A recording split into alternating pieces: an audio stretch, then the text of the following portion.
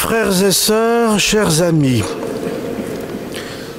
dans son exhortation apostolique post-synodale, la parole du Seigneur, le pape Benoît XVI, qui vient de nous quitter il y a quelques semaines, quelques mois, écrit « La parole de Dieu est donc transmise dans la tradition vivante de l'Église. Enfin, la parole divine, attestée et divinement inspirée, c'est l'Écriture sainte, l'Ancien et le Nouveau Testament. Tout cela nous fait comprendre pourquoi, dans l'Église, nous vénérons beaucoup les Saintes Écritures, bien que la foi chrétienne ne soit pas une religion du livre. Le christianisme est la religion de la parole de Dieu. Non d'une parole écrite et muette, mais du Verbe incarné et vivant. L'Écriture doit donc être proclamée, écoutée, lue, accueillie et vécue comme la parole de Dieu dans le sillage de la tradition apostolique dont elle est inséparable. Il poursuit « Jésus, le Fils de l'homme, résume en lui la terre et le ciel, la création et le Créateur, la chair et l'esprit. Il est le centre de l'univers et de l'histoire, parce qu'en lui s'unissent, sans se confondre, l'auteur et son œuvre. » Encore une fois donc, chers frères et sœurs, nous lisons les mêmes passages de l'Écriture que pour chaque messe chrismale. Les mots sont les mêmes, mais la parole n'est pas une répétition. La parole de Dieu, c'est une personne, nous venons de l'entendre, le Christ. Elle s'est incarnée, elle demeure incarnée. Lire le prophète Isaïe après une année d'une guerre qui se prolonge sur le continent européen, et nous n'oublions pas les autres lieux de conflit sur les autres continents, n'est pas anodin. Lire le livre de l'Apocalypse n'est pas anodin non plus, comme l'Évangile et le psaume 88. Le Christ, ce matin, nous parle encore dans ces passages de l'Écriture. Lorsque le prophète Isaïe s'adresse au peuple de Dieu, ce peuple est dans un grand désarroi. Il sait, puisqu'il a été en exil, ce que voulait dire être captif, avoir le cœur brisé, être en deuil, être couvert de cendres, être humble. Il n'est plus en exil, puisque les déportés sont revenus à Jérusalem et sur leur terre. Mais ceux qui s'installent sont déçus, car on ne les accueille pas bien. La reconstruction est difficile. D'autres populations se sont installées avec leur religion. Dieu aurait-il abandonné son peuple? Voilà la douloureuse question qui habite ce peuple. Isaïe rappelle simplement que Dieu ne peut se renier, que le peuple élu l'est toujours et que Dieu ne l'abandonnera jamais. Le prophète reçoit la consécration, celle que recevaient les rois, mais la royauté a disparu après la déportation à Babylone. Il explique cette royauté par sa mission. Il est consacré pour être envoyé annoncer la bonne nouvelle à tous ceux qui sont dans l'épreuve, à ce peuple meurtri. Il entrevoit la perspective d'une alliance nouvelle la joie au lieu du deuil, les habits de fête au lieu des cendres, dans la fidélité de Dieu.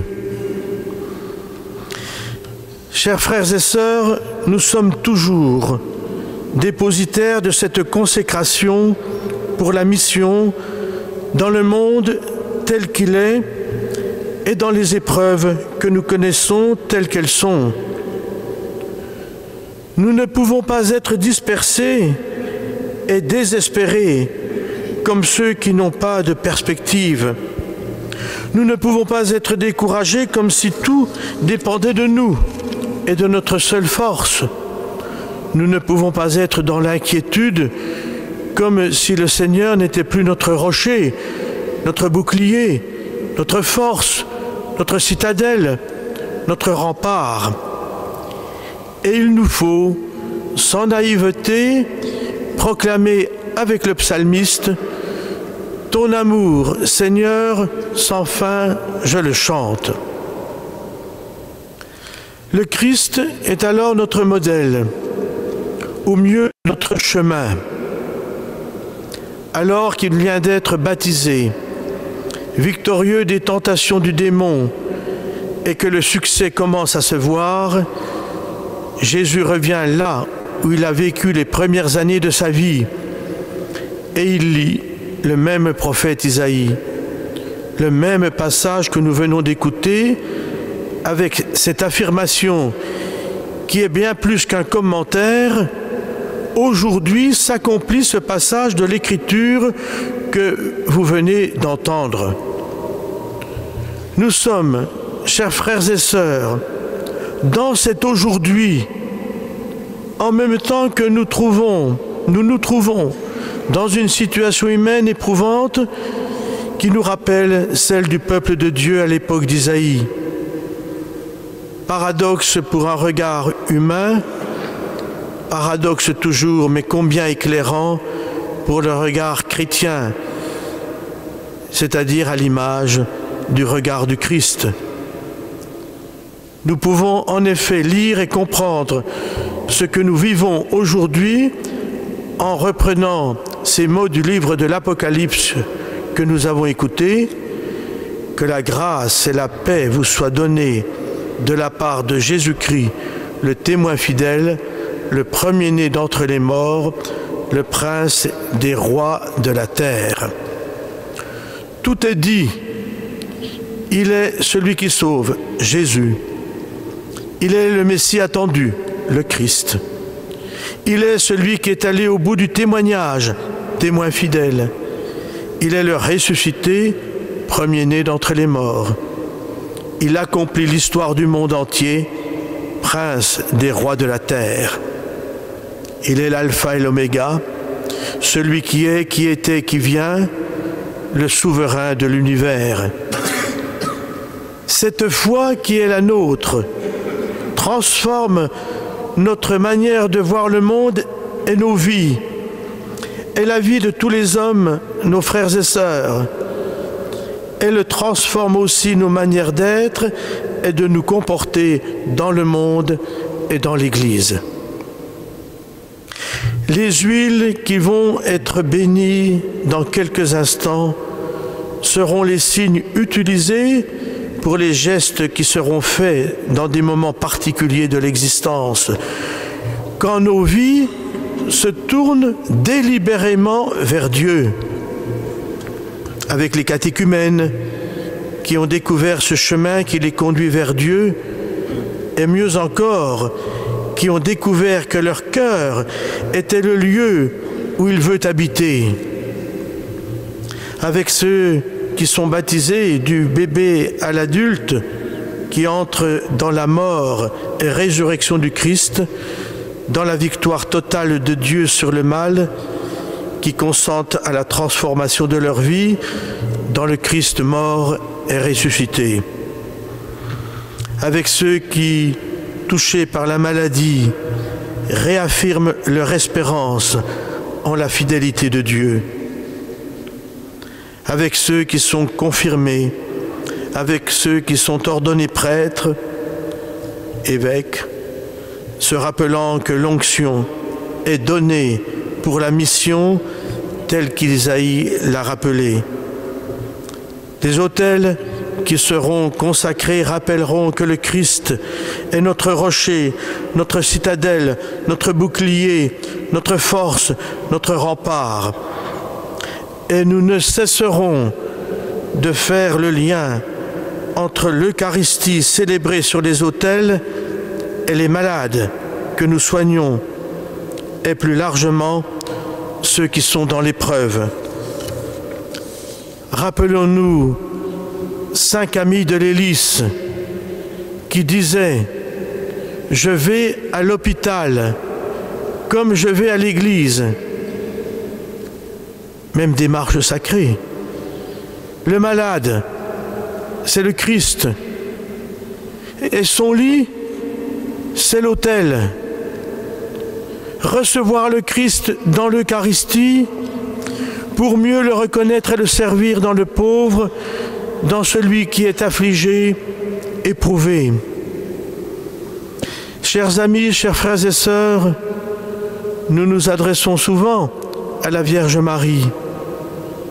Comme pour elle, nous pouvons nous appliquer aujourd'hui cette petite phrase que nous lui disons volontiers dans le « Je vous salue Marie », le Seigneur est avec vous, le Seigneur est avec nous.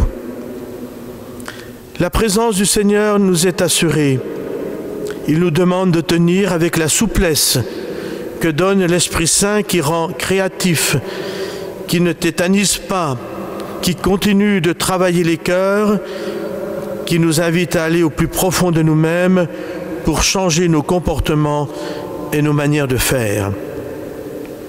Nos églises, bâtiments, si bien entretenus, sont devenus aussi de beaux et grands lieux où nous pouvons davantage nous retrouver et avec d'autres. Dégageons, si vous le voulez bien, de la parole de Dieu aujourd'hui 4 balises, 4 cairns, dirait-on en montagne, que nous pouvons identifier pour notre vie pastorale. Toujours donner sens à ce que nous vivons. Garder des liens forts avec tous ceux que nous connaissons et qui nous rejoignent. Créer et développer encore des liens avec les autres. Ne jamais être dans une logique pessimiste, mais vivre autrement nos projets et faire des obstacles, comme le rappelle le pape François dans son exhortation sur Saint Joseph, faire des obstacles, des opportunités, et rejoindre, comme c'est une priorité dans l'enseignement catholique, l'intériorité de chacun dans ce que nous pouvons lui proposer. Que la fraternité soit aussi vécue et signifiée au cœur d'un monde qui a tant besoin d'être rejoint et aimé, car il nous faut faire connaître Dieu comme fondement ultime de cette fraternité.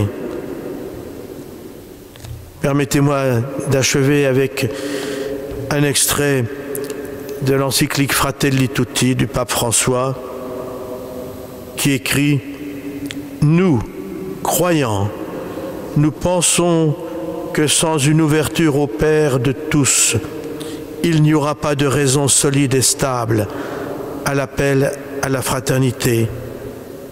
Nous sommes convaincus que c'est seulement avec cette conscience d'être des enfants qui ne sont pas orphelins que nous pouvons vivre en paix avec les autres. En effet, la raison, à elle seule, est capable de comprendre l'égalité entre les hommes et d'établir une communauté de vie civique, mais elle ne parvient pas à créer la fraternité. Chers frères et sœurs, le Christ, parole de Dieu faite chair, que nous entendons, écoutons dans les Écritures, continue de s'adresser à nous. Ensemble, écoutons-le, écoutons-la, cette parole, toujours.